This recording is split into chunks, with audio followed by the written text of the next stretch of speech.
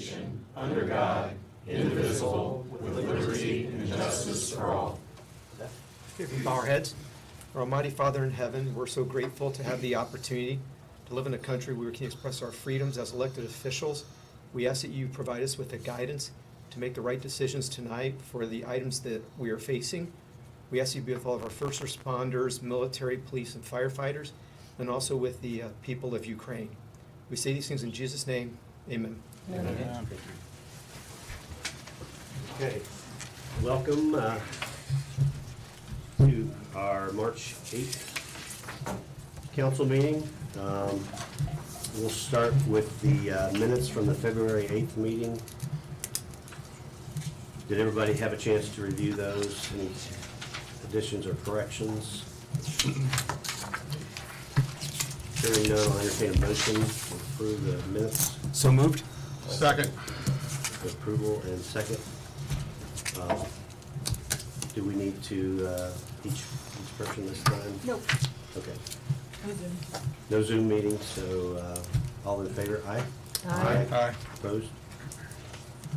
Okay, transfers. We have a Wells County CASA grant. Everybody have that in front of them? Are there any questions on that? Just the transfers from those items to the director. All comes from the grant funds. Entertain a motion to approve that then. Motion to approve. A motion, Second. second, all in favor? Aye. Opposed? 6-0. Okay, we have two additionals. Sheriff, can you explain, your equipment repair additional? The $39,860. Correct. That was reimbursement through insurance for a vehicle of ours that was totaled in an accident. Okay. One of our officers was T-boned, Yeah. and the car was totaled by the insurance company. So the payment was made, went into general fund, and we're just asking for that back to replace the cost of the car we had to purchase. Okay. Any questions on that? Pretty straightforward. Then we have from the commissioners in the sewer infrastructure development, and that was ARPA funds, just moving the ARPA funds to that line item. There was a question, we got that email in regards to the resolution. Yes, I What? think he's gonna have a resolution, Mark is as In- well. Which pertains to making sure the funds are spent properly, the way I understand it. According to ARPA regulations.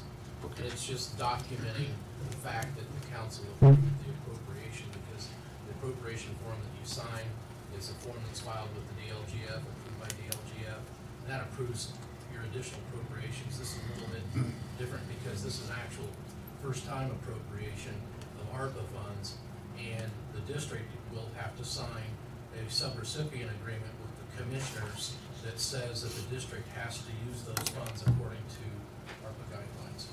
So that's why I had this resolution prepared. It's simply, if you approve the appropriation, the $2 million appropriation of ARPA, then, and I sent this to Colin, I don't know, Colin, did you get a chance to review it? Yes, I did. So you just assign a resolution number, and you adopt this resolution and sign it, and that's just putting in writing in a different form what you just did, which is approving the appropriation.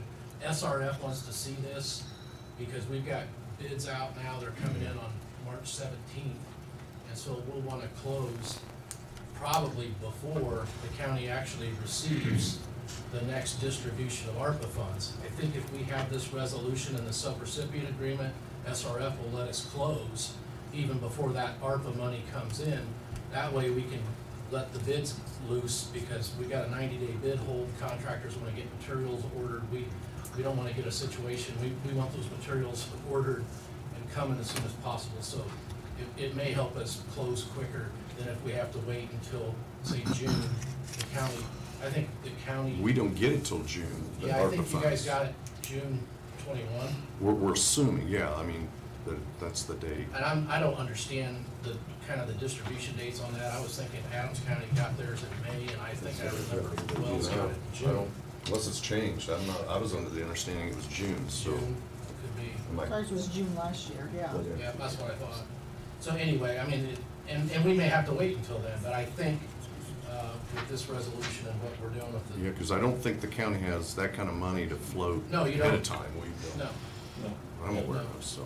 no. Well, but the way that the money works with SRF is they don't send us all the money either. We send in distribution request forms to SRF. So as the work is done and it's approved by the engineer and approved by the board, then we send in requests to SRF, and then SRF pays the contractor directly. So would this resolution clear the county if there was any concerns over how the money was spent according to ARPA through the feds, or Yes, we have to. that clears the county we then have to of its spend it exposure to according it? to ARPA Okay. regulations. Just in case there's a mess up somewhere that Right. people didn't realize as they were for the spending of those. Well, and I've got, Barnes and Thornburg is working on a resolution for us in conjunction with Baker Tilly, because this whole thing with ARPA is brand new. Yeah. Nobody's really done it. And so I've asked them to give me, a template, tell me how are other counties handling this, because, on the backside, if they say, well, how did you spend the money? I wanna know up front what. Exactly. We spend the money the way that we're supposed to, and I think most of it has to do with documentation. You have to have receipts. We create a separate account for receipt ARPA funds, and then. Purpose isn't such a Receipts have to match situation. up with expenditures, and that way you can go right down and say, okay, you spent it all. Okay, I think we then probably need two motions then.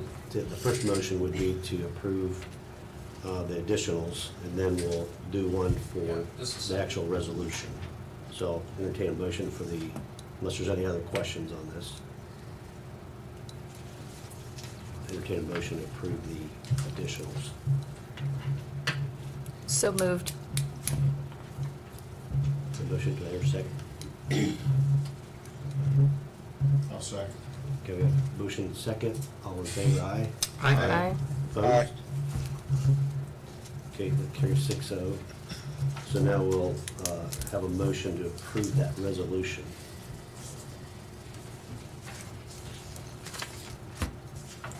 As far as spending the ARPA funds appropriately in the paper trail. So moved. It'd be resolution 2022-02. 2022-02. I make a motion to approve. Okay, we have a motion, here a second? Second. Second. Any further discussion? All those in favor? Aye. Aye. Opposed? Okay. Resolution, so call it. Sure. Okay, Sheriff.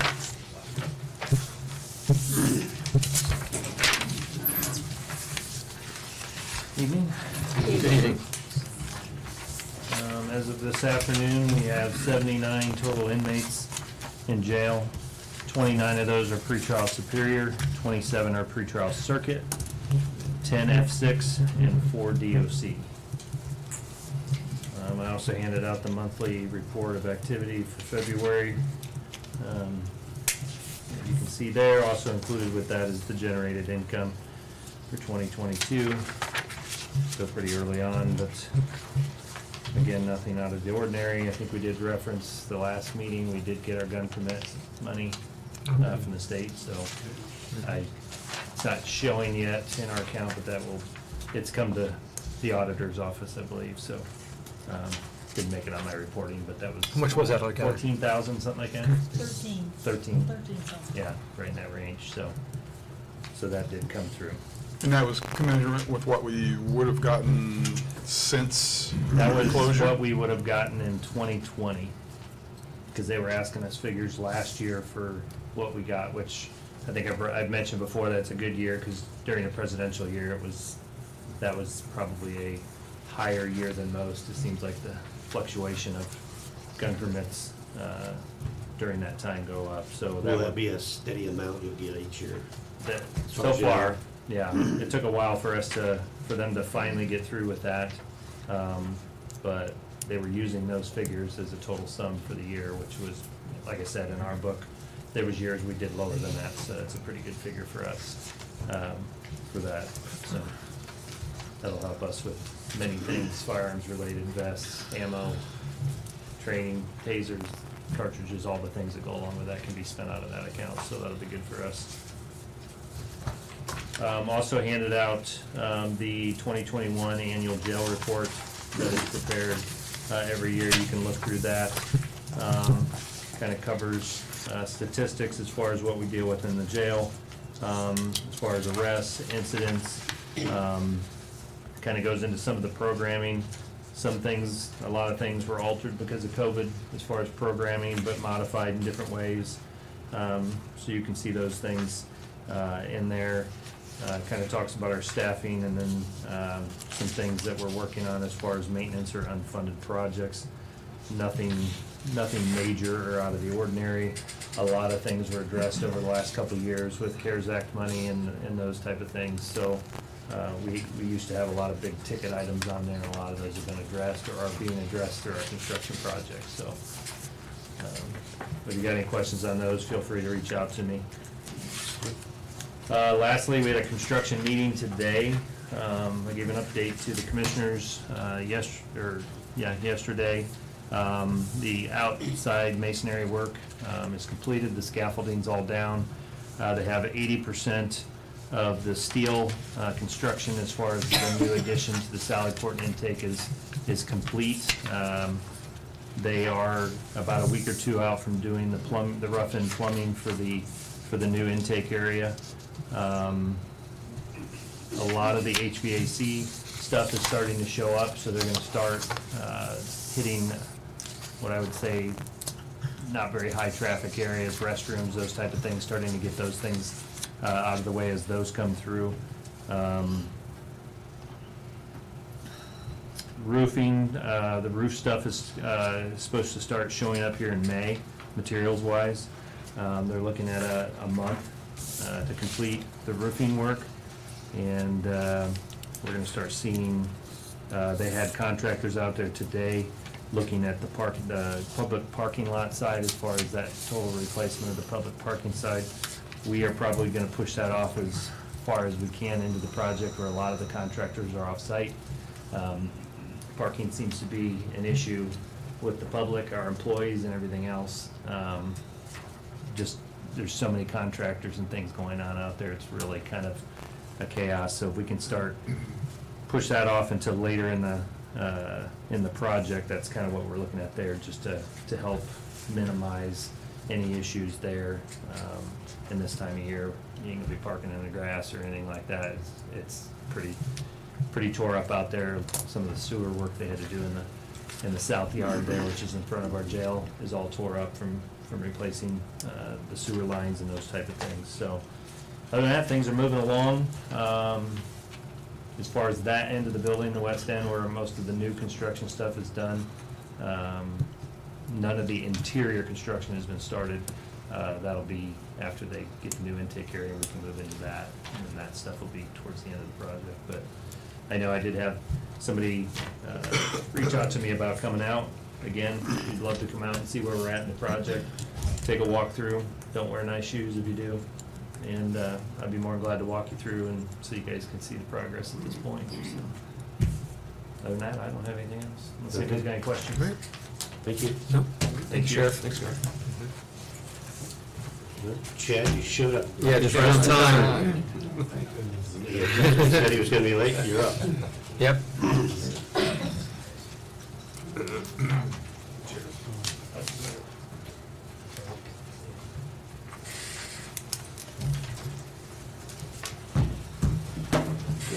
Good evening. So today I'm coming to you with a request for consideration of a tax abatement for Haven Manufacturing. They are looking to invest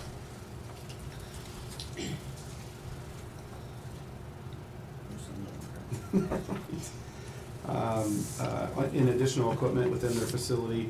If Dave, if you want to kind of explain what the equipment and a little bit about the why.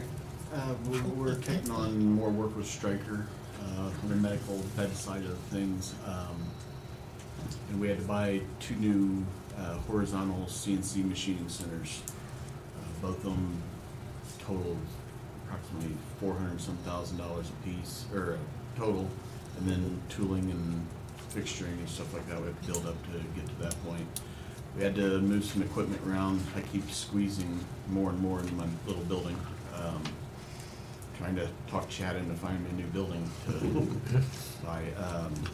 But we've got a lot more work coming. I was at a meeting 2 weeks ago in Kalamazoo at their headquarters, and they're looking at throwing a lot more work our way.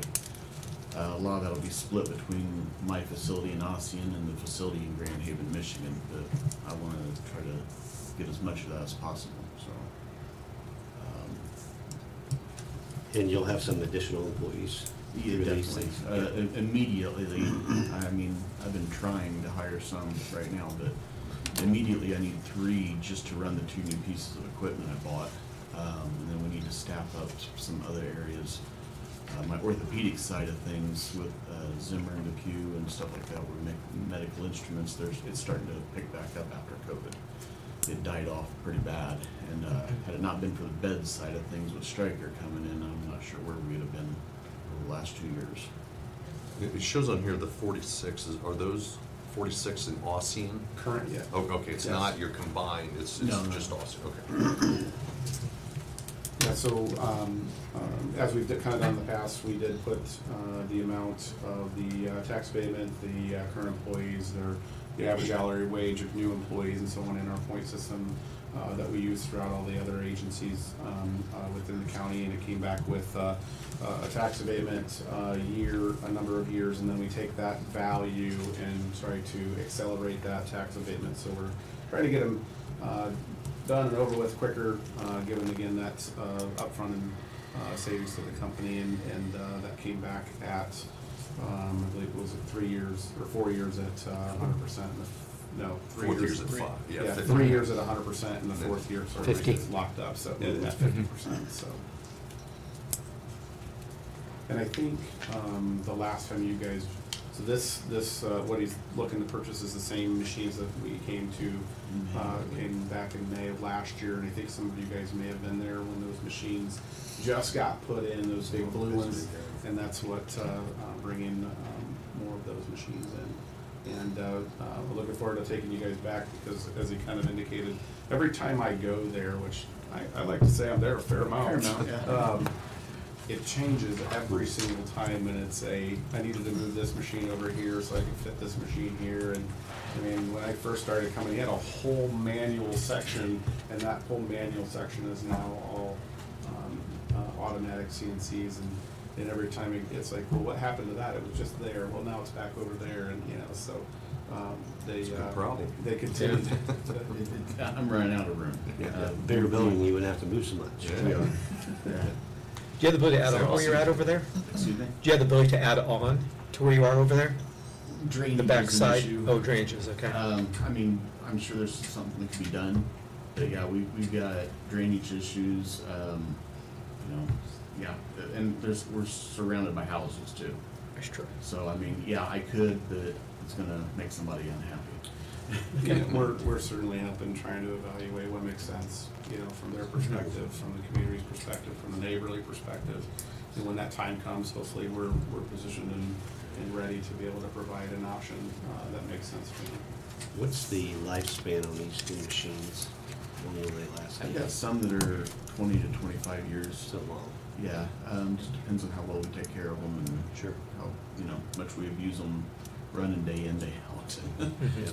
And just like any we've had some other shops that they have a 10-year machine that's just a computer quit, It's the same with any electronic. Your TV works one day and the next day it doesn't. And so, but for the most part, I think they're built pretty well, and to be able to withstand the amount of torture that these things, they don't generally stop.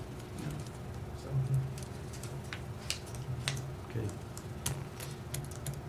Anybody on council have questions for this gentleman? Nope.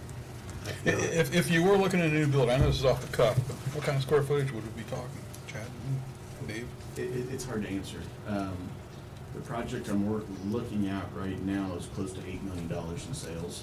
And like I said, that'd be split between us and my shop up in Grand Haven as well. And I don't know all the details about it. I've only been given bits and pieces by strikers what they're looking at transferring to us. But we went and looked at a facility south of Bluffton a few weeks ago. There's some complications going on because we've got some investors that have invested in our company as well. So we're kind of going through a transition right now where I don't know, a lot of things are going on behind the scenes. Yeah, and I would say, you know, without getting too much into the weeds, you know, we're gonna look at the project, like look at every other project.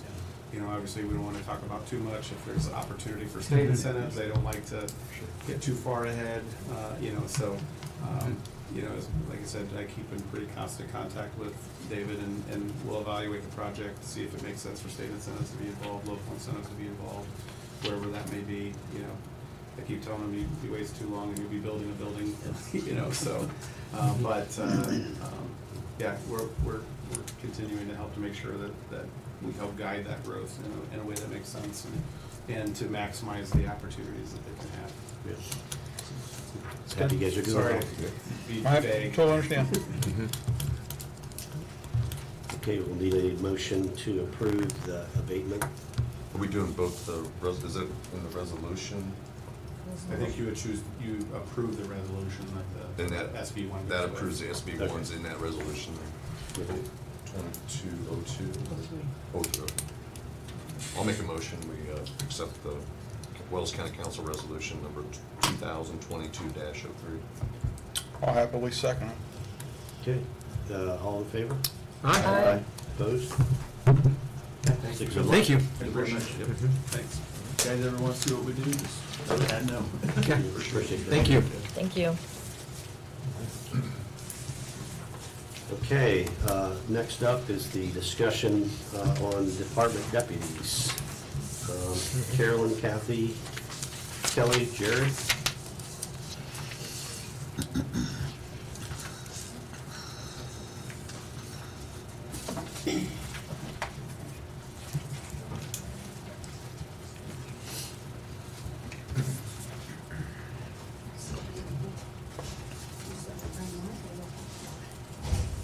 Welcome. Welcome. Yes, thank you. So we're all here tonight, kind of in defense, I guess I shouldn't say that, in support of all deputies and all employees here in the county. We would like to request a professional wage study be done for all Wells County employees, including elected officials. I think conducting the wage study now would provide useful information at budget time, and according to last month's meeting, the funds should be available. I'd like to hear your points of view on that. Sounds fine. I know last month, you know, we made that decision because of efficiencies. They were, the two departments came to us and showed what cost savings they could make for the taxpayers, and we took that into consideration as far as reward for the incentive of being efficient. I guess that's, we're looking for all departments, you know, is there any efficiencies you can find? There, you know, times change, technology changes, is there a way of doing more with less? You know, is there things like that, I guess, as we get towards budget or any time, you know, we can see that if that's a possibility of, you know, I've always said there's a pie, there's so much money in it and you're trying to split it. So if there's any, that's my feelings on it. If we can see some things in that nature, that's definitely, I'm all in favor of looking for that, so. As far as two-person offices, like my office and Jared's office, we have one deputy. There's nowhere really Sure. for us to go. And what happened last month, it caused my deputy to now be about $5,000 less than in the other two offices. And that, even though it's unintentional and, you know, it's great that you're more efficient in your office and everything, at sends a bad message to my deputy, because I already lost one deputy a couple years ago, because now she's over in Adams County, and she's making basically as much as I am. And so. Just it's- curious, in your office as a whole, do you think there's any areas there that you've seen over the years that you could find anything of doing something different? Or, I'm not trying to say reinvent the wheel by any means, but, is there My deputy's already anything? the lowest paid deputy. No, I'm not talking about just the personnel side, but on the your whole office, is there anything that you can think of as we go We keep forward adding towards more budget? work to do for ourselves. Without being without lowering the quality of your office, that's, obviously the top priorities. I guess that's for anybody, any of the departments, And I do have 2 deputies, 3 with me, but I think times if I would eliminate even 1 deputy, it would be very difficult to be efficient for my job. You never know how many people are coming in to pay their taxes or how much you're gonna get in the mail. There is other things that are handled in my office, bankruptcies, title transfers, permits. There's other things, and I'm not saying there ain't some downtime, but each one of us have downtimes in all of our offices. And I appreciate the deputies that I do have. I mean, Wells County is lucky to have the employees that they have. We got so many businesses, they can't even get help in a lot of businesses, but we're pretty fortunate. I just came back today from a conference, and it's amazing, the different offices in the counties, they don't get along. They have trouble with each departments, and we're fortunate in Wells County the way everybody gets along so well, and, I work so well with my auditor's office, and it's just, we got some of the best people around here. For sure. Have you ever thought, is there any movement of moving people around in the courthouse? I've always wondered, I know each office does its own thing, as we know. Is there any way, like, for example, the treasurer's office, when you're very busy in the spring and then the fall, I assume those are your busier times when people are paying tax bills. Any other periods in there where there's a lax period that person could work in another office? Has that ever been tried or thought about, or? We had discussed that. Or even to the assessor, yeah. Because being in the recorder's office, you kind of need to know how to do a legal description and make sure that it is the right property and things that, you just have to check it over when you're recording something. Yeah. So we do have some people that could maybe help the recorder's office, and we had discussed maybe doing that, but it's, I don't know how you pay or how you pick who's Yeah, gonna well, do I'm just what. thinking. So somebody doesn't, think, well, that's. If the somebody's favorite. not being as utilized Yeah. during a certain time frame, could they be utilized in another department? Yeah, Just so a we had question. talked about maybe looking into that. And we do help out, I mean, if there's a doctor's or something and there's only one person in their office or something, we go over and answer the phone and take care of whatever. Because obviously with the labor market the way it is and the shortages of personnel, we're gonna have to try to be creative, Yeah, we all help each other. Things continue that I feel pathway. like the whole courthouse does have a good working relationship, which is awesome. I mean, I think that we are very helpful to each other as much as we can. My offices, my deputies are cross-trained.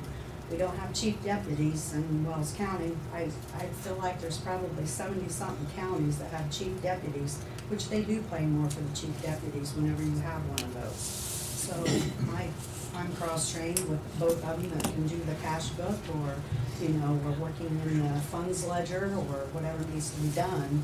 So everybody's cross-trained to know everything in the office. If we've got somebody off, it can be covered, and there's never no downtime for anything, or have to wait to post payments, or anything like that. Carolyn, you mentioned a study.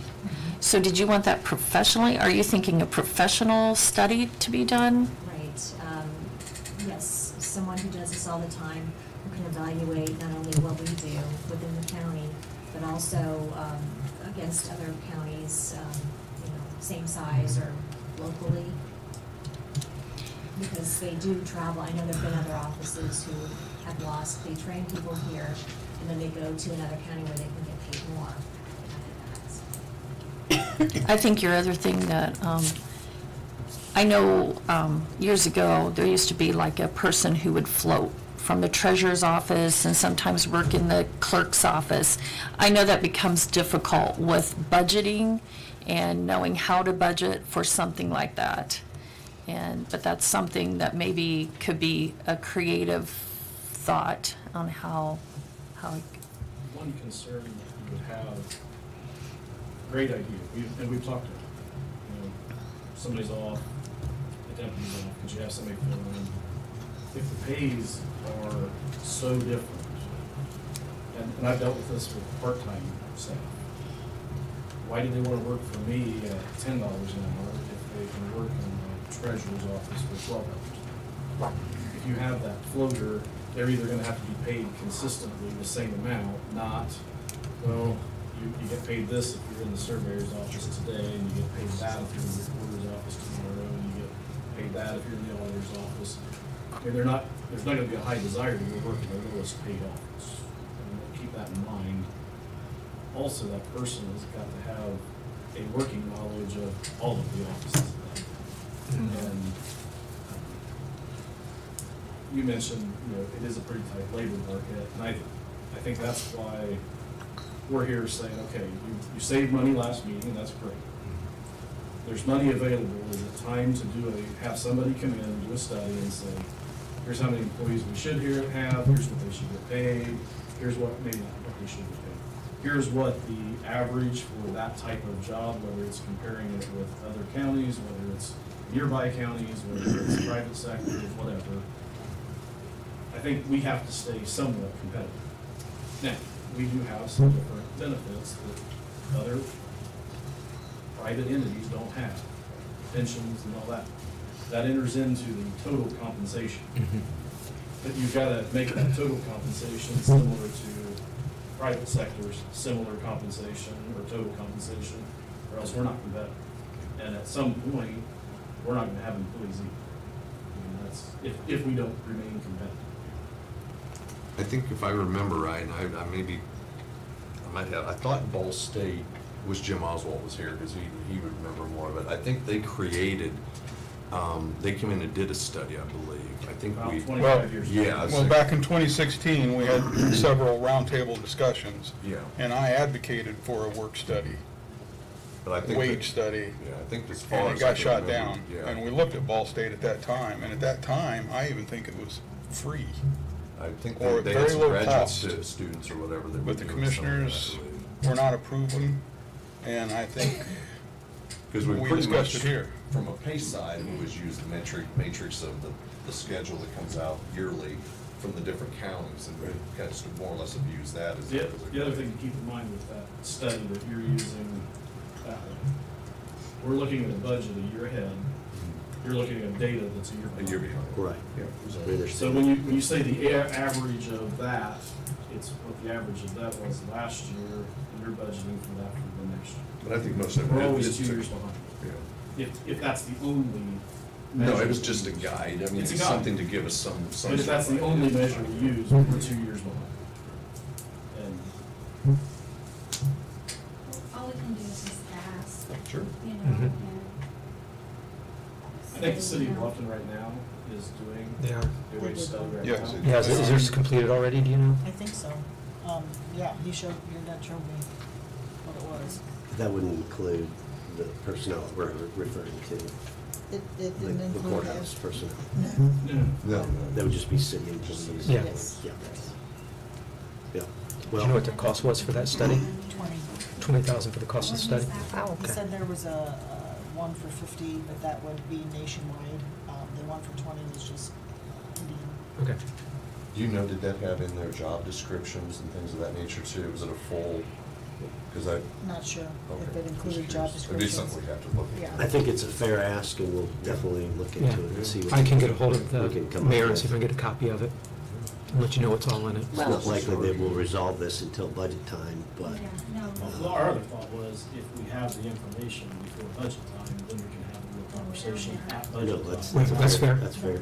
Yeah. So if we get it done fairly quickly, Right. Mhm. when budget time comes around, we've got something to show. Yeah. We'll look into Fair. what we can get and from where. So you guys are okay if I have a person who, like right now is kind of starting to be our busier time again, but when they have a downtime, it would be okay? I mean, I'm just asking because I don't want to do something without permission to let somebody learn, and I don't think she'd even have to go to their office. She could just do it at her computer, leave it whatever she needs there, to help their office. Yeah, I don't think that's up to Is that us okay? to Yeah, make that that's- decision. I think if That's you're- not really our, Yeah, you guys our Well, I want- mean, I just don't want to. Yeah, totally understand. Yeah. If somebody is less busy and there's another office that You needs gotta move help, people around, move resources. I think that that's a great idea. Yeah. Bring mud boots. Take Money those. going out in the counter. Get outside a little. Thank you so much for coming. Thank you. Yeah, thank you. Thank you.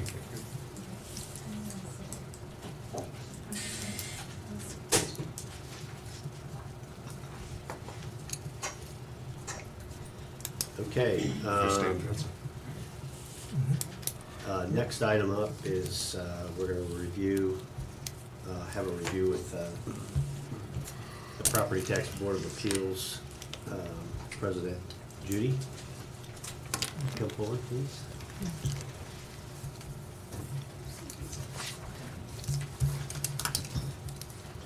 Welcome. Yes, thank you. I've got to be honest with you, I know you've been on the board for quite a few years, but I think this is the first time we've actually met, I think. Yes, and Yeah. it's Mhm. amazing. Pleasure. All the many years I've been appointed by this board and never Yeah. had the opportunity to meet you all. Well, it's about time Yeah. we made this introduction. I do have some stuff I would like to read, if you would permit me to do so. Bear with me. First thing, before you get to what you want to read, can you just generally tell us what you do in the board process? Yes. And how that goes, and what's your role? When appeals are made, basically Kelly prepares a schedule for us to use. And when we come into an appeal, the assessor, if the value isn't gone up over 5%, will give her reasoning for the value that they have set. And the petitioner then gives their evidence of the way they feel the value should be. And then to PETA basically goes by Indiana statutes to examine that and come up with a fair and equitable value for that parcel. In my position in the last few years, I've also, once the appeals have been determined, go to Kelly's office and sign the 115 forms that are the final valuations for each parcel, and they're mailed out to the petitioners. Was there anything else on that? Is there any special responsibility that you would have as a board president versus the other people on the board to make sure anything's done? I'm not aware of that. Okay. So why are you called the president of that board Because if the everybody's state treated equally? basically says you should elect a chairman or a Okay. president. That's fine. It's not Just trying to understand anything, everything. no, Other than that, there's no extra responsibility. not that I'm aware of. Okay. Pays the same. Yes. Okay, go ahead and read us whatever you wanted to All say. right, I and then appreciate we'll- that. Yep. I'm sure we'll have some questions. Well, you probably all realize that on November 8th, we did meet as a PETA, and we had, most of the appeals that we had on that date were self-storage units or these mini warehouses. And there was a gentleman, Mr. Gregory Poor, who was the tax representative for most of those appeals. When we came together as a board, it was Larry Mcchestner, Beth Singleton, and myself. The appeals were made, and the petitioner and the assessor shared all their information. And it was explained by the county vendor representative that sales in northern Indiana for these types of units were going at $30 a square foot. But the assessor here, feeling that that was too much, opted to go to $24 a square foot and sent out her her values, her Form 11s, I guess they were called. And so these particular several, I think there were 5 or 6, appealed those values. As we deliberated on those values, though, we discovered that there wasn't an income approach presented, and we requested that. And Mr. Poor said he would get the other petitioners to provide that information. And it was to be with us within 30 days and given to the assessor's office so we could finish the appeals. But because of the Christmas holidays, the appeals were put off until January. At the January commissioners meeting, it was requested that Beth remain on the board to complete those appeals, and that permission was given. And I don't know what happened, that she couldn't be there for that date of the appeal, but Chandler Gerber was invited to work for that session and was given lots of information to digest in a week, put it that way. The board then met on January 10th, and in that meeting was the assessor as the secretary of the board, Larry Mcchestner, and Mr. Gerber and myself, as well as one of the petitioners, Brendan Harnish. Now, this meeting had been properly advertised and it had been scheduled, and it was, to me, odd that we had a petitioner come to a work session, but it was okay. The appeals were discussed at length, and the $24 a square foot was brought up again. But as the board discussed that, we decided that was still too much. And so $22 a square foot was discussed at length. In the midst of that discussion, Mr. Gerber neglected to share something with the commissioners that I thought was important. While we were at that meeting, the petitioner suggested he contact an associate in Markle who had recently built a new structure. So he texted that person to find out what per square foot had been spent, and I assumed to try to figure out what really was the cost of the current building materials. And there was a bit of surprise when he came back with $25 a square foot, which is not the lower amount that was being appealed. So there was a discussion. I need to get a drink, I'm sorry.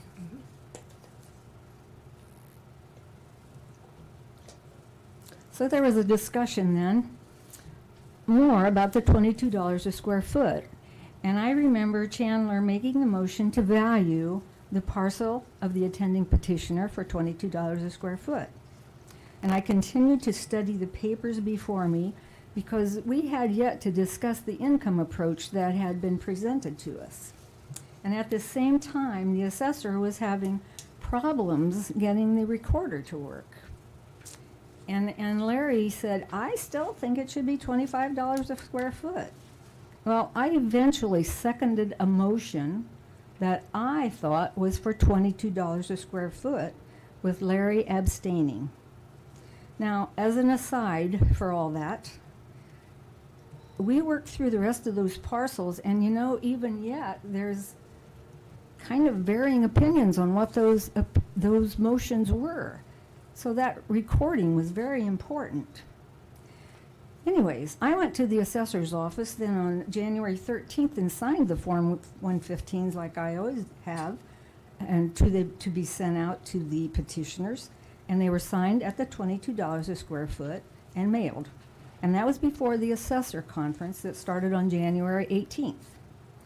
At that conference, Barry Wood, who is the head of the assessment division for the DLGF, and a staff attorney, Jennifer Thuma, asked to meet Mrs. Herman and me. And I found out that prior to this meeting, Mrs. Herman had received some kind of accusatory phone calls. Well, these two folks from the DLGF wanted to have a discussion because they too had received calls from basically the same people here in Wells County. These officials shared at this meeting that Mr. Gerber had told them that he had not only made a motion for $22 a square foot, but that he had stipulated adding depreciation and no market factor to that motion, two items that I hadn't even heard that day. I had only seconded the motion for $22 a square foot.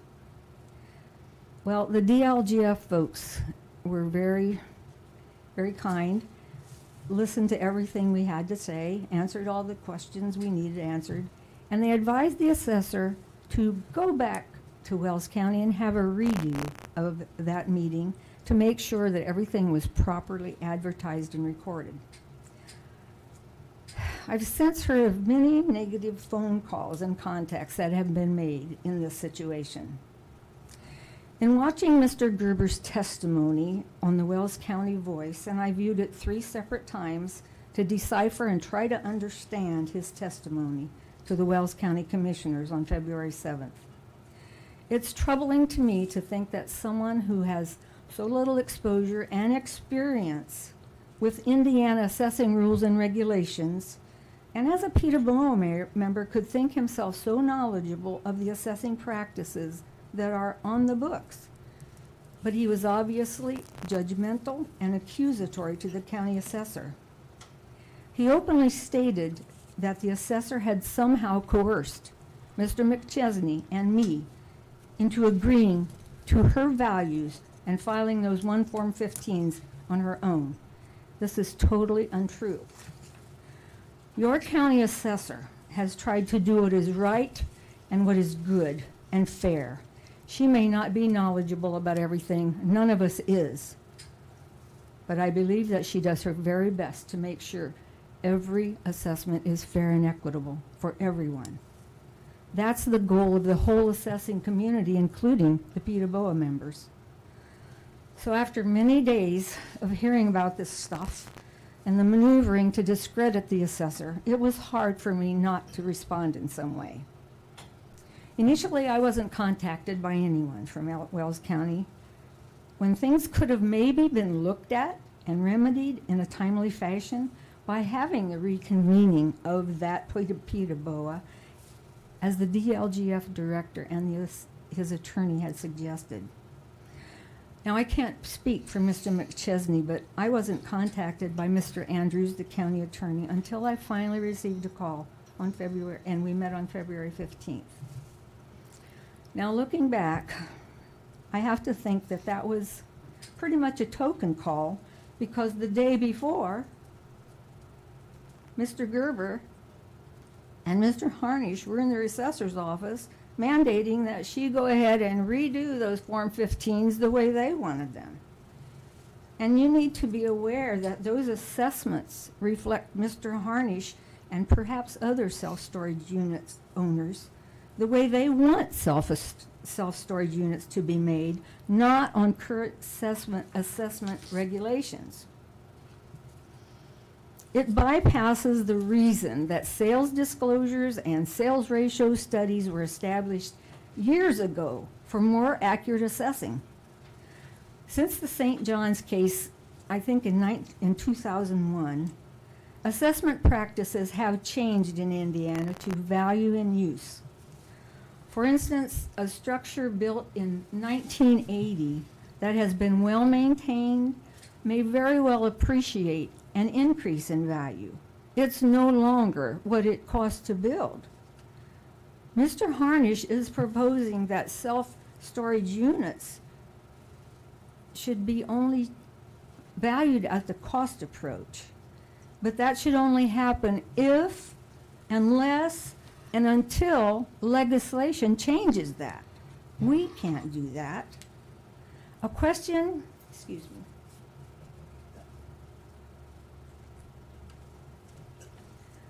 that is often asked of folks when they are searching for a value is, what would you exchange that property for cash-wise? How much would you accept for that? but for some reason, that question wasn't asked at this time. Using real estate sales, the sales ratio studies mandate that parcels be factored and use trending factors and market factors to create real market values. And I believe these factors are not used capriciously by assessing officials, as Mr. Gerber had insinuated in the commissioners' meeting. I have to admit that I totally feel like Mr. Gerber and Mr. Harnish,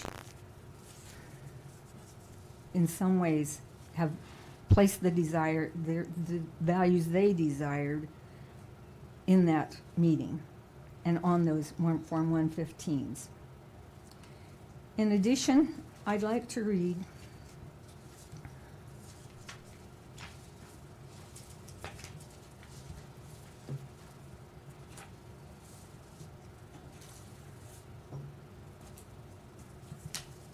this was an email sent to Peterborough members by Kelly.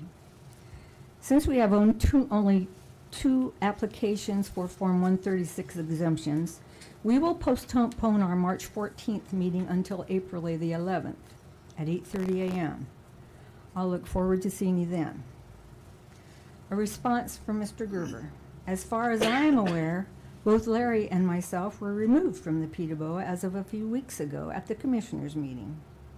As of today, as far as I've been told, the only Peterborough member in Wells County is Judy. The meeting in April will not be able to take place until 2 members have been placed on the Peterborough by the commissioners. Chandler Gerber. So you see, I found another question in all this. How is it that Mr. Gerber, who was removed from the Peterborough as of February the 7th by the Wells County Commissioners, can go into the assessor's office and singly sign the Form 115s for the values of those appealed self-storage units? To retain the current way of valuing parcels, according to Indiana state statutes.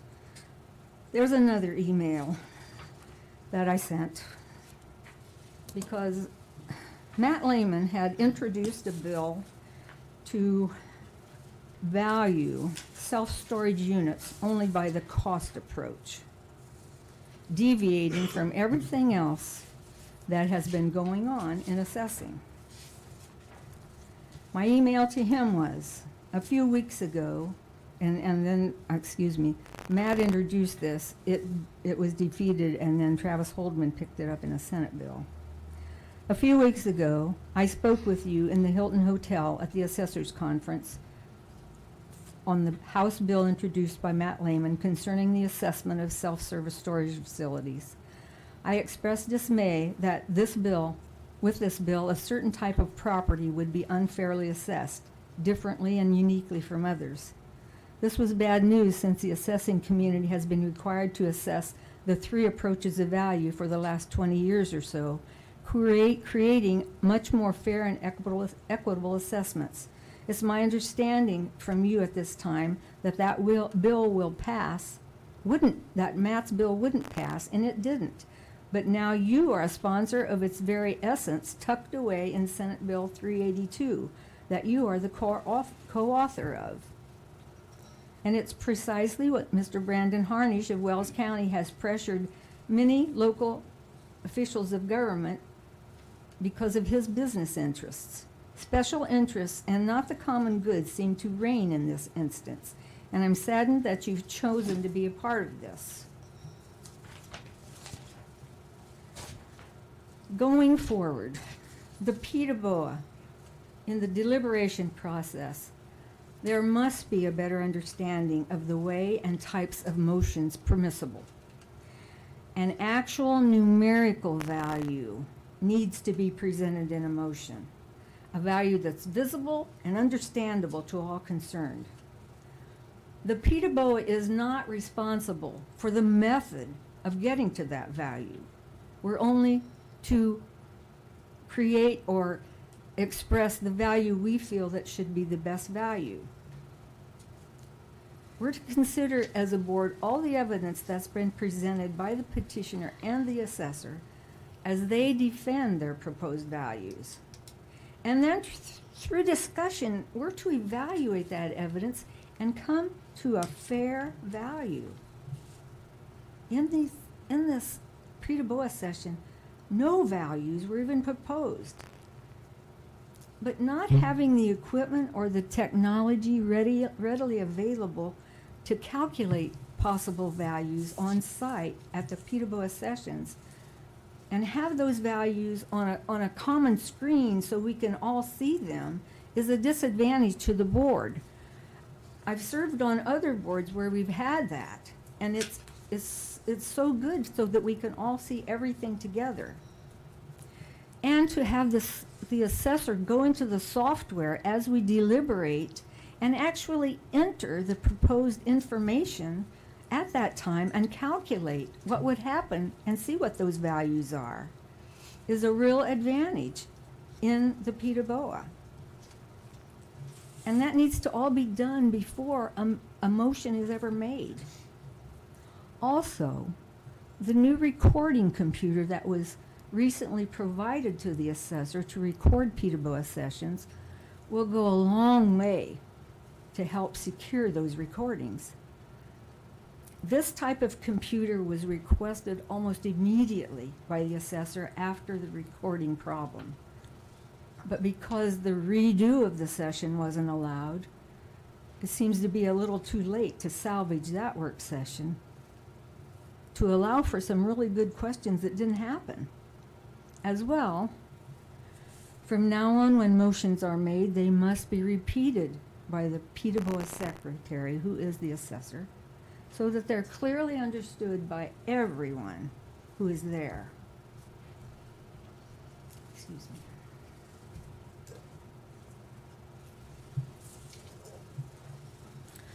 So as I reflect, in my estimation, there was a recorder that didn't function, an improper motion made, the misunderstanding of that motion, and the pressure by a petitioner and a new board member to exact a quick value establishment.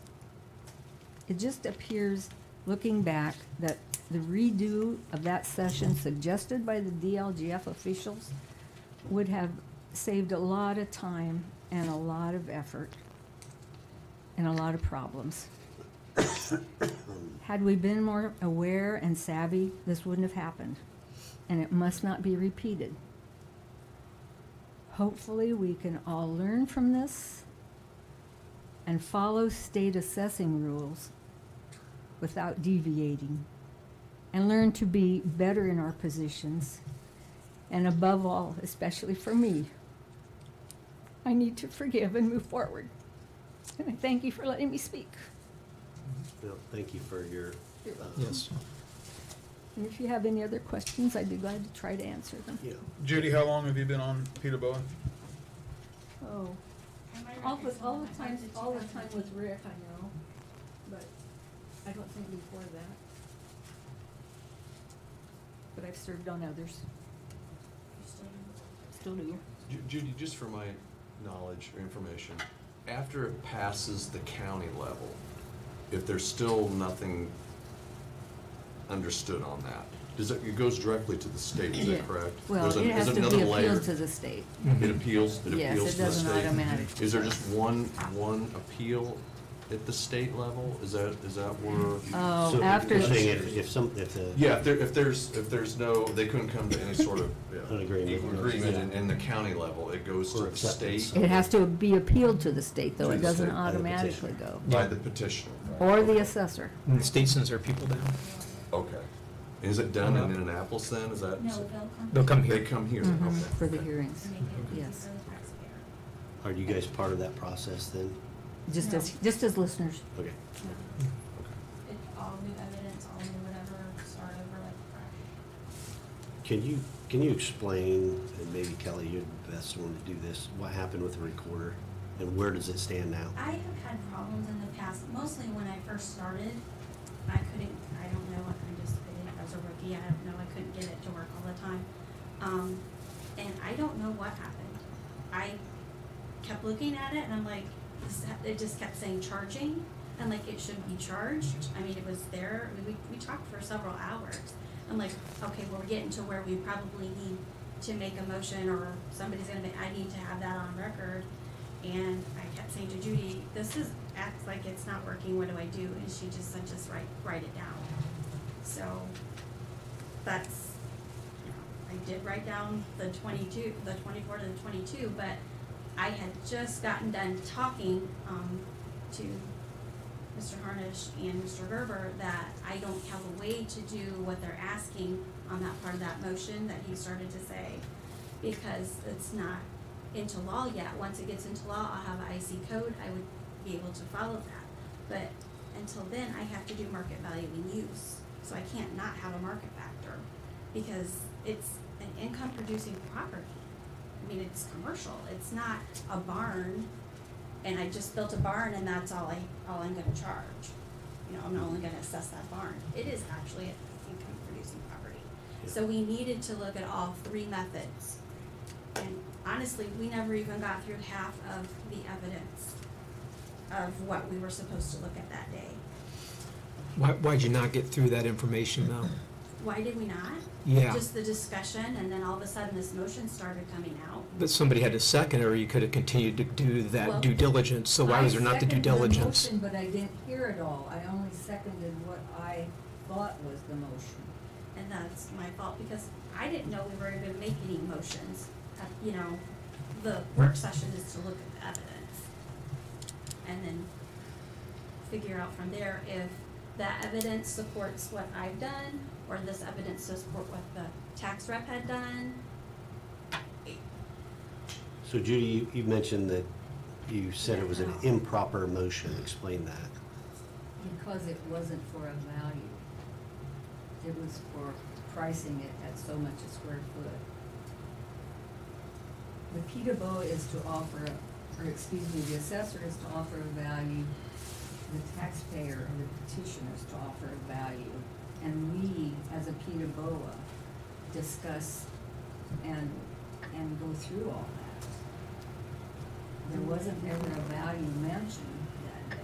That's why it's. The value's not the $22 Yeah, the $22 square foot's not a That's value? value?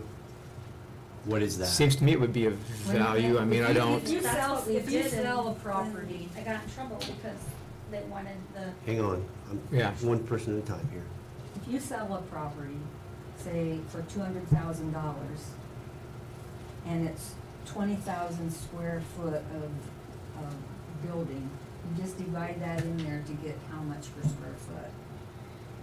And the motion was for the $22 a square foot, not for an actual value for the whole property. So if you know that, why would you second a motion that didn't have a value? I don't know. Help me understand that. It was a confusing time because, like I said, Kelly was she was there, I was there, Larry was there, and Chandler was there, and I was trying to figure out about the income stuff when I was trying to listen as well, and I know I didn't hear what was said, and I have no recourse to say why I didn't hear it. Other than not to have seconded it. Well, because I thought I heard the part with the $22 a square foot, and I was agreeable with that. But that's not a value that you could have, if it wasn't an That's improper true. motion, then you shouldn't have seconded it, because there was no value according to what you just That's said. true, and I didn't realize that till after Okay. I've spoken with other people about this. This wasn't my original. I assume you take the thought. $22 square foot, multiply it by the amount of square footage, and that gives you a value. So why can't you go with that? that's kind of what we did, but then. What was wrong with going with that then? They wanted it done a specific way. They, it being who? I'm gonna guess the taxpayer and Mr. Chandler, because he came in my office and had me do it a specific way. So, and that's what I was explaining at the time. I can't do it that way. It's not a way that we normally do it. So, I did it, it's done, I mean, they're all done, I did them how they wanted. Now I just have to decide if I want to appeal that. I didn't sign anything.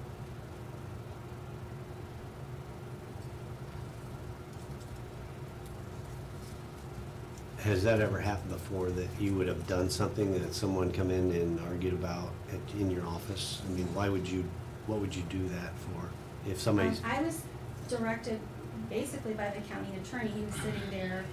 I feel like, he was there in that, yes, I wanted him present, because I wasn't gonna be doing this on my own. And I honestly don't know how to go in the belly of my program and rewrite history, because what I was getting into, and even my vendor said, you're not supposed to, that's historical data, you're not supposed to change it that way. You're supposed to change it this way. And I go, I know that, but I have to do it this way.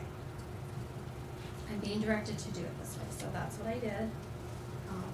It was very devastating on some of the parcels, not so much on the bigger ones.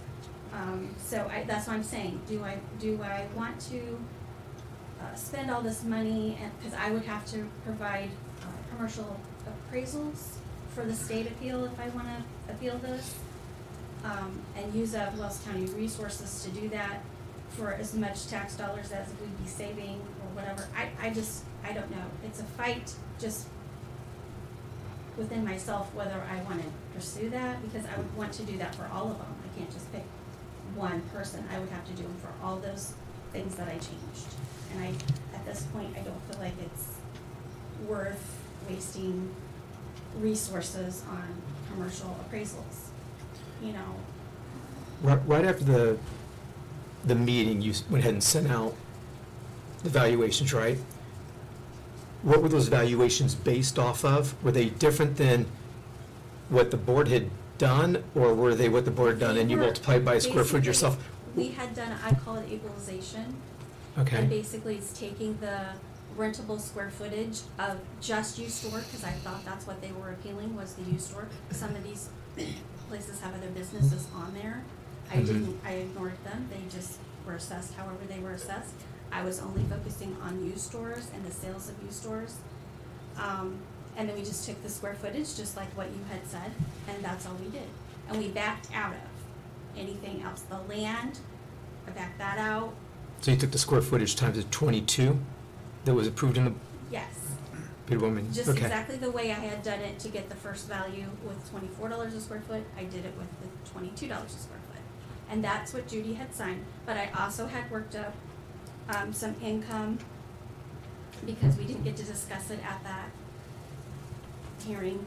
I did that for her so she could look at that if she wanted to. She wanted all four ways to look at it, and when she came. But which one was sent to the taxpayers? Ours was the $22. Okay. But that's when all this other happened, so. Hey, let me get this straight. You say DLGF has said we cannot have a redo on the meeting? No. The DLGF directed us to redo the meeting. They asked them to. suggested it. So stopping us from having another meeting, a duplicate, is because the commissioners have removed two board members. In the end, that's what it is. What If I can, I guess, I've never been notified. I can speak to that. Chandler did speak at the commissioners' meeting. I was there. And it was I would call a sua sponte motion by the commissioner president to suspend the board. After talking with him, at that meeting, it was all public. He said, well, pending a review, so basically saying, hey, this is what we want to do, but I indicated I wasn't sure we could do that. And after speaking with him, so that was never a formal motion that suspended the board. It never actually happened. I've never been notified. Well, because nothing happened, and so and I believe there was probably some just communication issues of how that was conveyed, because it is somewhat there's a technical aspect of that, and it was if you recall at that time it was kind of a heated issue, and so the board was never suspended, but I do believe that there was an impression that people either had been removed or I truly believe that. And I understand that, and so I don't control the commissioners. I'm just the humble attorney, but the board was not. It was pending that review by me, and so. This is Larry Mcchestner. He is another board member, and he has been on the board. From my records, I'm sorry, I only got 2008. He's probably been on there longer, but that's what I when we only have so many things in the files, so. Thanks for coming. Lynn. Yes, thanks for coming, Larry. Larry. The reason I came down here, being on the board and reading some of the emails, and I'll get your newspaper, and they were telling me a voice of Wells County. I never even listened to that. But there was some accusation that Judy and I went in office, she tried to change our values. I haven't been in that office for about 15 years. And it was Mr. Gerber who was saying that. So the emails I got, one of them it says, okay, as far as I'm aware, both Larry and myself were removed. This is Mr. Gerber talking here. Removed from the Peterborough Board as of a few weeks ago at the commissioners meeting. You just described that was wrong. And as of today, as far as I have been told, the only Peterborough member in Wells County is Judy. This meeting in April will not be able to take place until 2 members have been placed on the Peterborough Board by the commissioners. Then I got an email earlier saying that that meeting with the commissioners was February 7th. When they went in, or when Mr. Gerber went into office and changed that 115, it was February 14th. If he thought he wasn't on the board, why was he up in the assessor's office? You have to ask him, he's behind us. When I looked at the papers, and she should supply them to you, there's a vendor, I think all you guys paid for that. It came up with a value.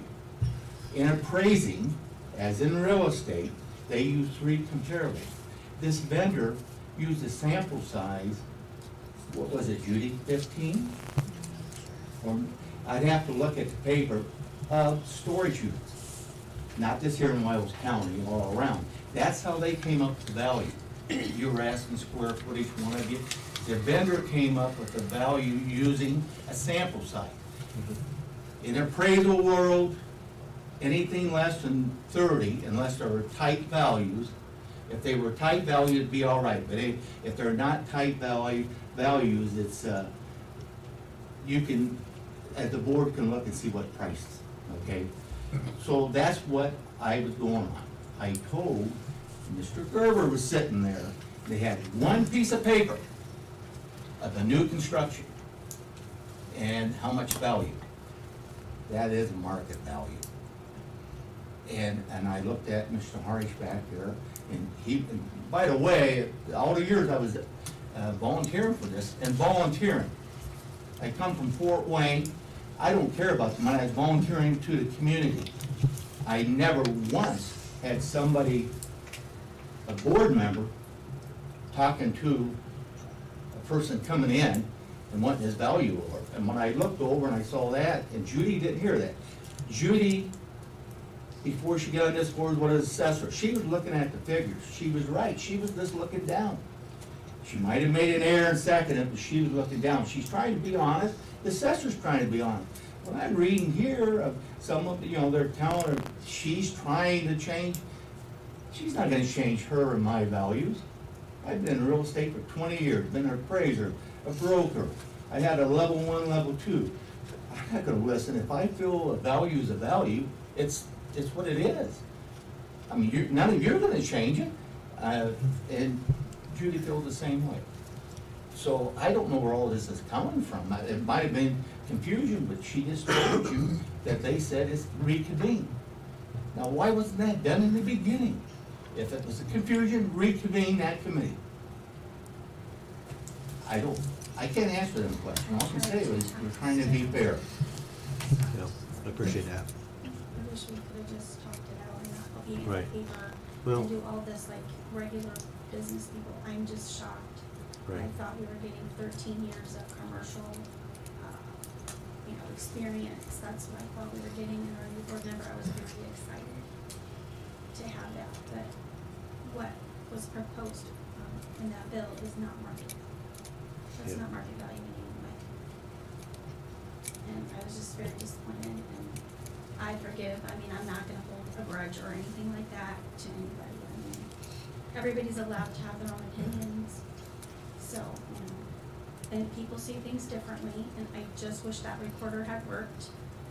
and then we could have replayed it and got it Right. perfect, but I didn't know what to do.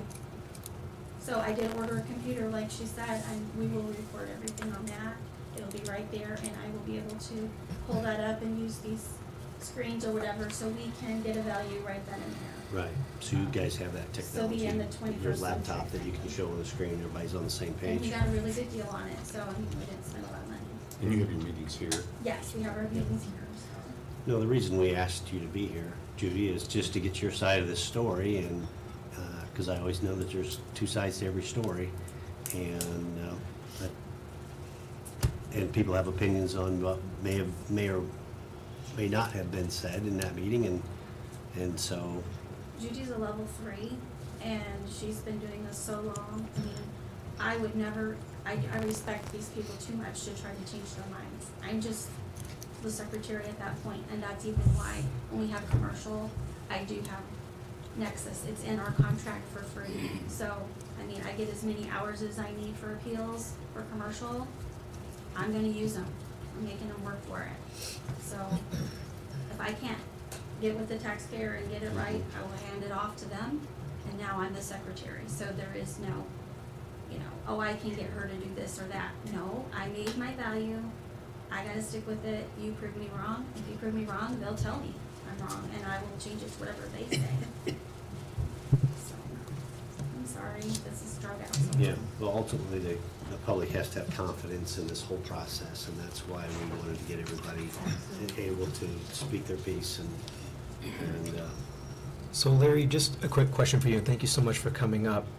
What was the motion that you heard that day that's in dispute?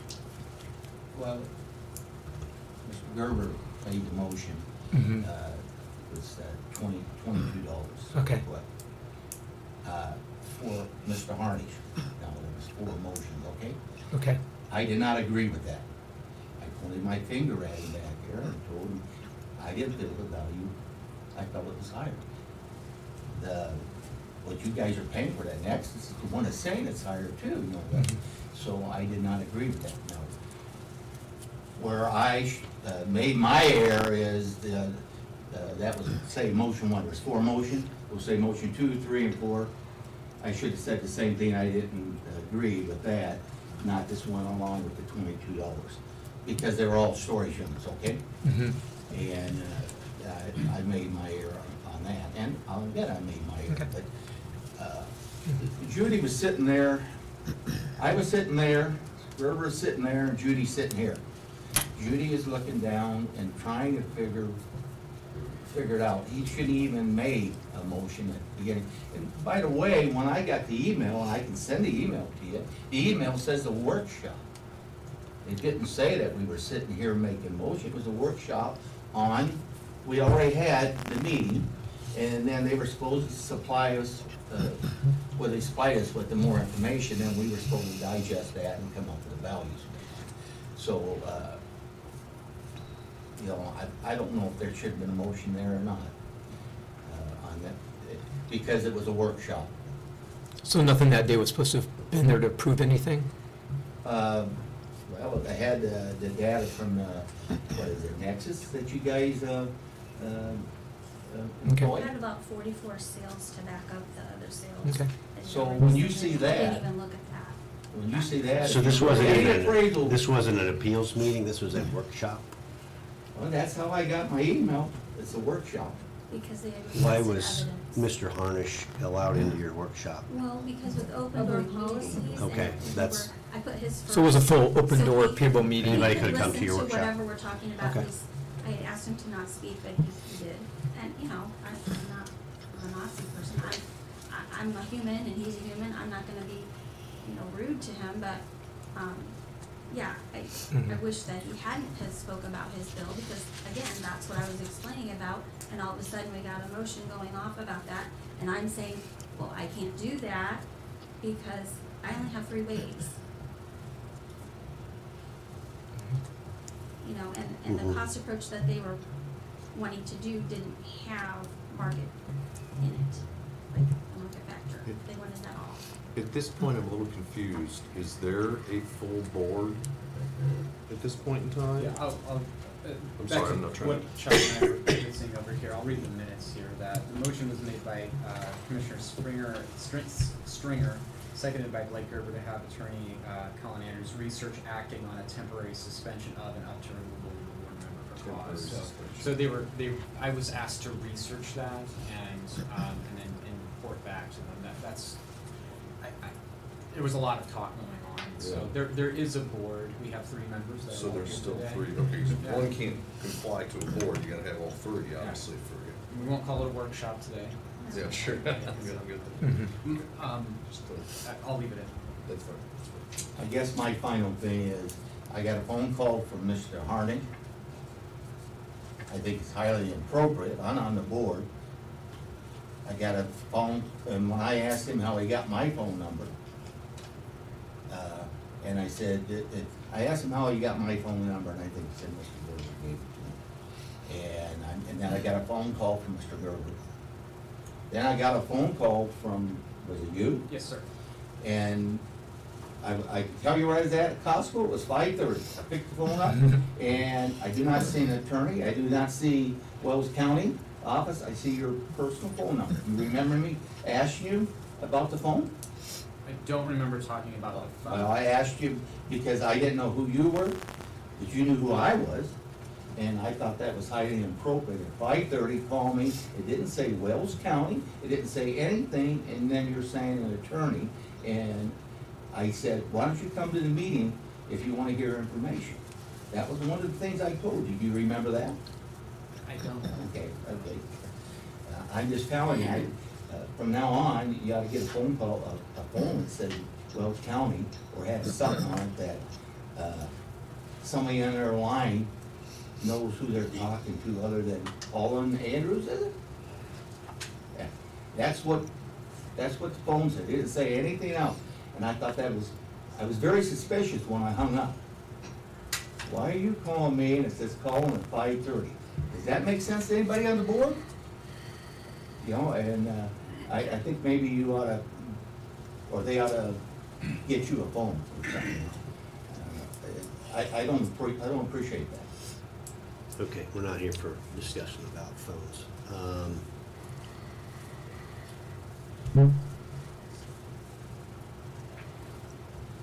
So, has this matter been settled as far as the person who appealed, Brandon and the others? Is that all Everybody's happy. behind us now? Everybody's Okay. happy. Well, you know, but yeah, I mean, yeah. Other there's- than the way this whole thing went down? Right. Obviously. Okay.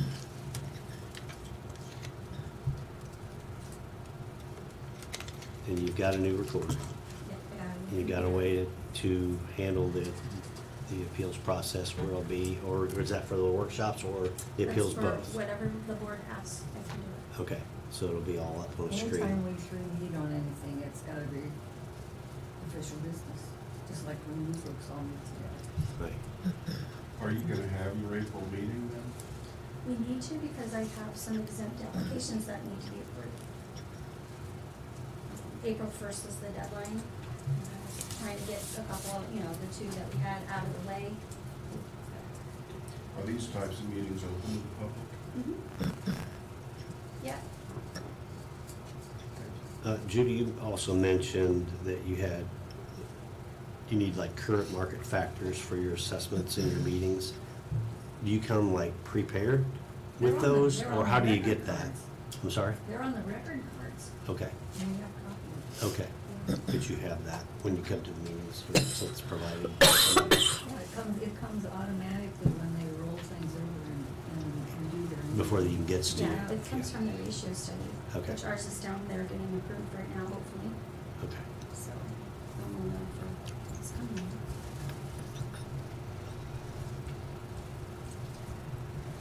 Do both of you desire to keep doing what you're doing and serve on this board? Okay. Yeah, I appreciate that. Yeah, we all appreciate your work and your time, and appreciate you coming here today very much, so. I'm sure I speak for everybody. We're not trying to cause any, we're just trying to be fair. Right. I don't know you, if you come in front and you're doing an appeal, I'm looking at the property, I'm not looking at the person. You can be a millionaire, I don't care. I'm looking at the problem in front of us.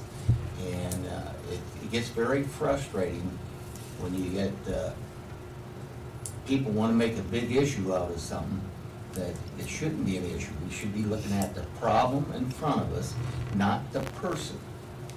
And some of the stuff, I never got on, like I said, the Wells County Voice, and I didn't want to bother and put that in my mind. I've been getting emails and them telling me, I said, hey, I can't control what other people think. I control what I think and what I do. And be proud of what I do and be confident. And that's, that's the end of the line there.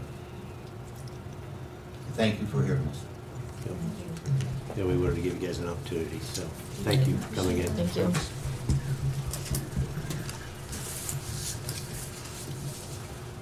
Okay, moving on to miscellaneous business. We have a salary ordinance update. Yes. And the updates for the 22 salary ordinance are sheriff payout of unused days that you approved earlier in the year, wage change and title change for the health department, medical assistant, and then clerk and auditor deputy pay effective February 9th, 2022. And I also removed our extra deputies, or Deputy 7, my Deputy 5, from the salary ordinance, so we'll be hanging out there, and also the sheriff IDAX coordinator. And if you approve it, it'll be ordinance 2022-05.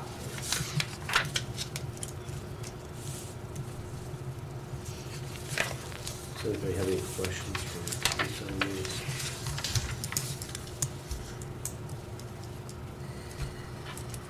I'll make a motion to approve the salary ordinance 2022-05. No motion, I hear a second. I'll second. No second. Just under discussion. All in favor, aye? Aye. Aye. Opposed? Approved, 6-0.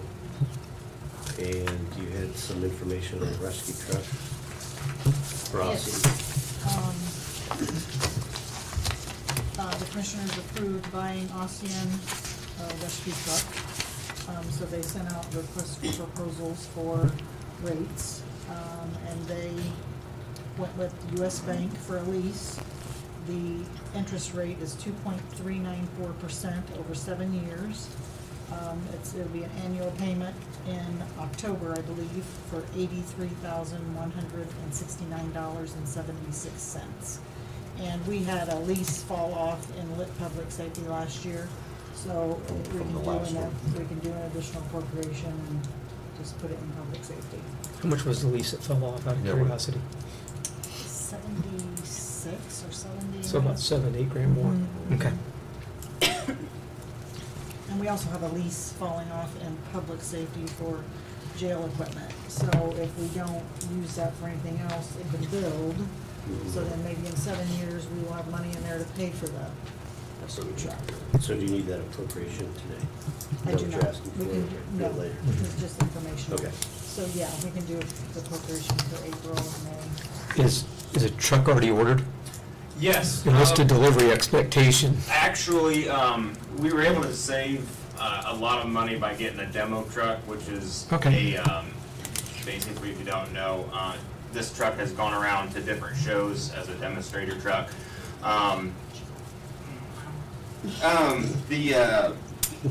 The truck itself, I think we got, with the equipment, was like 538. Some are just over 500,000. To build that truck would have been about a year and a half out for delivery, and around 700,000. We should actually get the truck either this week or next. So Awesome. it's down at in Indy right now, getting some things that I wanted done to it. But yeah, it should be. We're hoping to get it this week. They thought we'd get it this week. Is that just a rescue unit, or is it?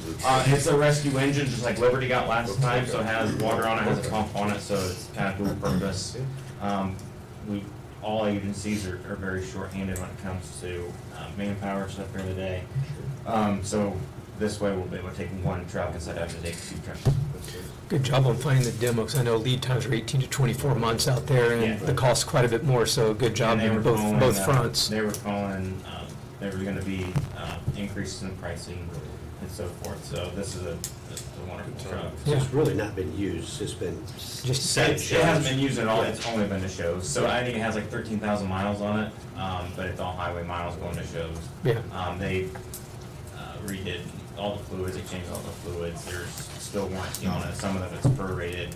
And you guys don't put a lot of miles on trucks anyway. I think our last rescue, which is 21 years old, has, I think, 19,000 miles. Yeah. So, I- it'll be fine. I'll say too, I did a lot of good work on this. It saves the county about $200,000 or so, and there's because of the need and the cost savings, we were able to go under that special exception in the statute for purchases, and it really expedited things, and everybody, there was a lot of hard work that went on. Yeah, You well did a great done. job. Yeah, good job. And it fits in the bay, right? It does. Yeah. It's always important. And I said, we will not, they actually didn't want to, and I said, well, I'm not buying it unless it's in the bay, so. 200 inch and a half to spare. There you go. We're good. And when do you get actual delivery again? Hopefully this week. Awesome. Actually, yeah. Probably, Look forward to seeing I'm it. guessing next week. Look forward probably. to seeing some of those miles in a parade, maybe. Exactly, and hopefully we'll be here for our breakfast, so So, that'll yeah. be good next month. Thank you. Thank you. Yep. Last thing I wanted to bring up is regarding the highway garage, and I believe council should have a last look before you guys let out on all the innards of the highway garage. I just want to make that public. So if we could have Jackson's maybe come and present in our April meeting before they put everything out to bid, so we have a look at it, ask questions, make sure everybody's on the same page. We've got a very good building plan right now. As you're aware, the pre-engineered metal building for the cold storage and the main bay building are out for bid right now. We just had a meeting today on the site plan, so there's some adjustments there, but I think PCI would be in a good position to make a presentation along with Jackson, what the project is today. So I was texting the commissioners and the consultants to make sure that they know what date that is, and coordinate that we here. Yep. Okay, appreciate that. Okay. Anything further from council, other business? Anything from the audience you'd like to bring up? Sure. I'd like a chance to rebut some of the commentary directed my way, if I could have just a little bit. Sure, we'll give you a few minutes. My name's Chandler Gerber. Quite the activities we've all been observing here the last 6 to 8 weeks. I continue to be just, this is not, what I ever anticipated this being. This is not ever what I wanted to walk into. This is not what I ever dreamed would happen. When Kelly herself asked me to apply for the board. Again, I don't really know Kelly. I, to be frank, didn't really know her when she asked me. It wasn't like I was trying to do her a favor. I really didn't know. She caught me at the recorder's office and asked me to come down to her office to apply for a PWO board, which I had to ask her, what is that? I've been in real estate for 13, 14 years in Wells County, and I didn't know. And I said, sure, I'm willing to help out. That's fine. Again, it was referenced tonight. Mr. Harnish and I were somehow working to conspire. Again, just to be clear, I think prior to the PWO meeting, literally one time in my life I'd ever talked to Brandon Harnish, and it was 5 years ago when I was attempting to rent a storage unit of his for a tenant of mine. Again, Brandon and I didn't know each other from Adam. I didn't know anything about Brandon Harnish. After my confirmation at the commissioners meeting, Kelly came up to me and said, Chandler, you have 7 days to read through 350 plus pages of testimony. You have 7 days to listen to hours of recorded testimony. And I said, sure, that's fine. And I mentioned at the commissioners meeting, I spent hours and hours late into the night for 7 days reading and listening and studying and observing laws and testimony and guidelines and DGLF best practices and all those types of things, because I didn't want to be inexperienced. I've worked, again, for 13 years plus with BCAM Real Estate as a licensed real estate broker. I've worked with many, many, many families in Wells County, very familiar with laws and guidelines for real estate. I've worked as a property owner and manager with apartments. I've worked with hundreds and hundreds of families in Bluffton and Wells County, very familiar with the laws and things. So studying up on the DGLF guidelines for the PETA BOA was something I was happy to do. I feel like there continues to be, confusion and acknowledgement of missteps. I think both board members acknowledged tonight from this chair that there was confusion for them. They didn't understand certain things. There was mistakes made. They voted on things they didn't want to or shouldn't have or didn't understand. Ms. Herman acknowledged that there was many mistakes made. Recorder didn't work. Just on and on. And my stories remain the same. I haven't been confused. I haven't been changing anything. My story has been the truth, and it's been the truth since we had the meeting 6 or 8 weeks ago. And I can confidently say that what I said in front of the commissioners is absolutely true, and I would say it again tonight. I agreed to be on this board because I wanted to do right and give the taxpayers of Wells County a fair chance. And if they lose their appeal, they lose their appeal. That's life. But they should be able to win an appeal. And if they win their appeal, that's their right. And, I think that it was brought up that I rushed it through on the day of the meeting and I just was rushing through motions and didn't know. Well, again, we spent 3.5+ hours in this exact room debating the laws, the ins and outs of the processes, the 3 different measurement tools that we could use, the guidelines. This was not like we sat down and within 7 minutes we were making motions and we were trying to get out of here. We spent 3.5 hours, and that's after a year of the process playing out with CPAs and attorneys and everybody else involved. This was nothing that was rushed. This was a long time in the making. I think that, Judy said that she didn't hear the motion and thought it was just 22. But then right after that, Kelly said that she did hear the motion and it was. It's frustrating to me that we're at this spot because people are confused or disoriented or whatever when we're just trying to give the taxpayers a simple process that if they disagree with an assessment, they can simply fill out the forms, come to the meeting, have a fair hearing, and win or lose. I don't think any of the taxpayers thought this would ever happen. I know, again, I didn't think that would. I'm the only member on that board from Wells County, and so the taxpayers, frankly, can't reach out to anybody else because they don't even know who they are. They don't have their numbers, and so just the other day I got another phone call from a concerned taxpayer in Wells County with questions. My wife got stopped the other day. Hey, tell Chandler XYZ. I get texts and calls. This isn't just Mr. Harnish or any individual person. This has been a pattern. People have heard about this at the commissioners meeting and have concerns. People have called me, texted me, messaged me, stopped me. There's genuine concerns. And this is not like I went looking for some fight. I don't enjoy this. I didn't want this. This was simply a board that I was asked to be on by Kelly to give back to the community. And I was thrilled to do that. I never dreamed it would come to this. And now to have all this yet again happen tonight and have my name dragged through the mud, like I'm trying to stir something up, it's just not the case. And again, I think my testimony previously to the commissioners and tonight kind of bears that out. My story has not changed. There's been no confusion from me. There's been no misunderstandings from me. I studied the law. I studied the guidelines. I studied the process. I'm familiar with how those things work, and it's frustrating to me to have the 3 of them sit up here and go on about how I'm confused and how I'm trying to manipulate and how I'm working with people and how I'm doing this. I'm simply following the process that's been laid out to me by the DGLF to give the taxpayers of Wells County a fair situation. And so that's all I had to say. I don't know if anybody has any questions for me or if that's all for this evening.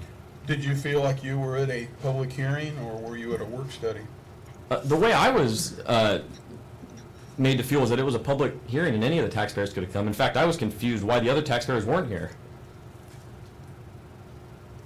The email that you received, did it use the word work study on it? I would have to go back and review it. I don't have it in front of me.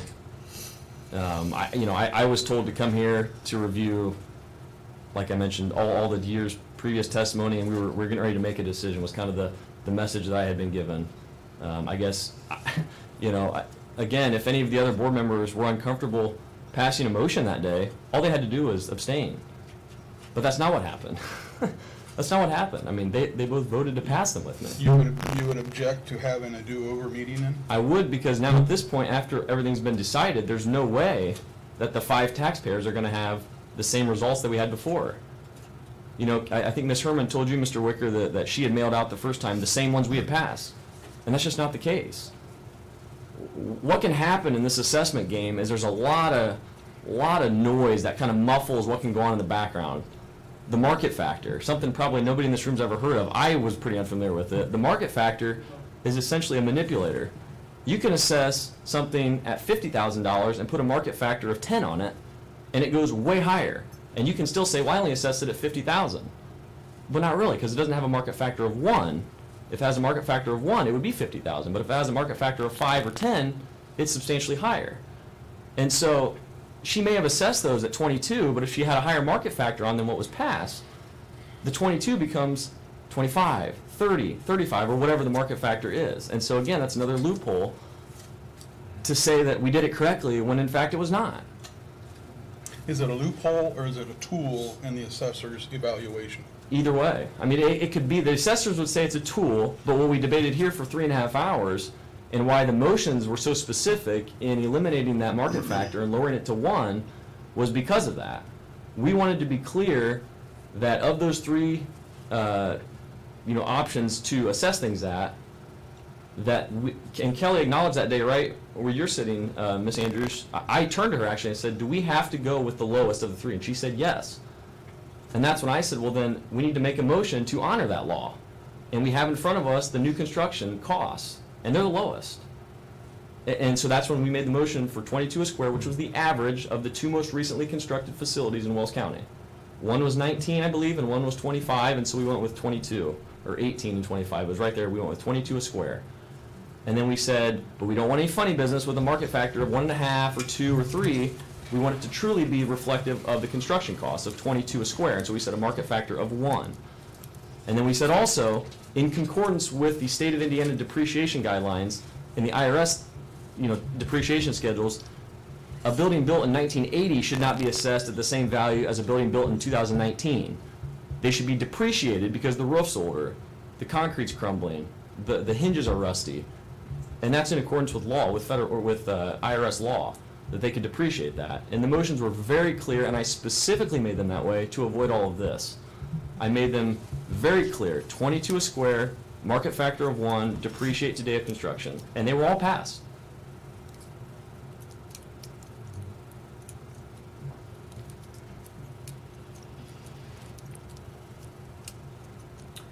There was discussion that you wrote an email that said you weren't, you were removed from the board. And then it's not been official that you were removed. Is that your understanding?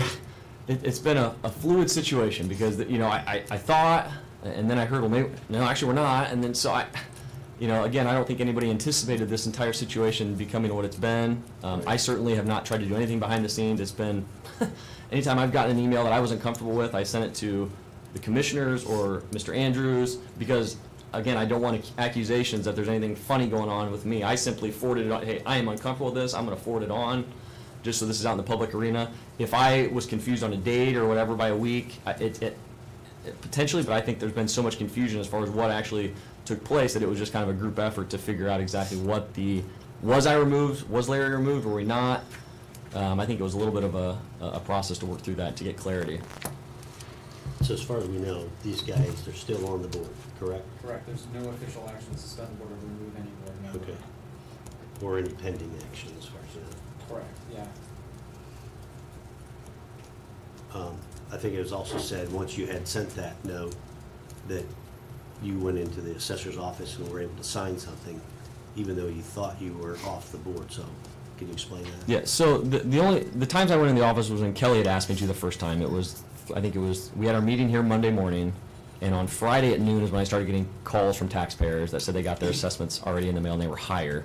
Kelly then called me within 15 minutes of that conversation and asked me some questions, and I just said, you know what, I'm going to come into your office because I can't do this over the phone. So I went into her office that day. A few weeks later, then had passed maybe a month roughly, and I got a call on a Friday. Mr. Andrews had notified me that Kelly had just informed him 10 o'clock on Monday, I was supposed to go up to her office to sign the correct forms that were going to reflect the motions we passed. Myself and Mr. Andrews went to her office at 10 o'clock.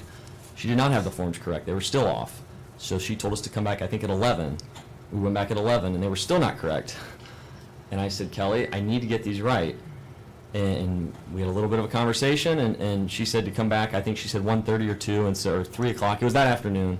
And again, Mr. Andrews and I went back, I believe that time Mr. Harnish walked in sometime, we were in their meeting for quite a while, and he walked in at some point, I'm not sure what he was gonna do, if he was talking to the assessor or what his goal was, but all three of us ended up being in there on the third meeting, and I signed the forms that we finally had got corrected after numerous conversations and after it took quite a while longer than what it should have.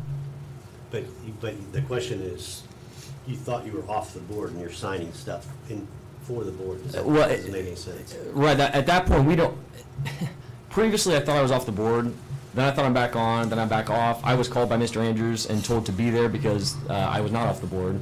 And so following the county's attorney's advice, I said, that makes sense to me if that was what happened, and according to the minutes, that's what happened. And so I went in there and did my duty per the PETA BOA that a member can sign off on the forms, and we signed them, and that was, I don't know, 2 weeks ago, several weeks ago, and we got that kind of wrapped up. Did you ever clear it up with the other board members that you guys are still on the board then, after you knew you were back on the board? I had not. I had called Judy several times before I went and met with Kelly that first time. I'm sorry, after I met with Kelly the first time, I tried getting a hold of Judy, did not get a return call. I called Larry. Larry, was irritated with me, told me I should stop poking the hornet's nest. I don't know what that means. But the reason for the call was what? To figure out if he was okay with this was right that same week after our hearing. I was calling both of them to see if they knew what was going on, because at this point, this is all so new to me this week after the hearing. I thought this was done on Monday. On Friday, I found out it's not done. So then I called Judy, did not get a return call. I called Larry, we spoke for a little bit on that day, and I had not talked to them since because the conversation with Larry did not go well. So I did not reach back out to him. I sent that email last week sometime, I think. Again, it kind of went back and forth. Am I on the board, am I not? At that point, it was like, I don't think I am on the board. There's been a lot of confusion here throughout the entire process.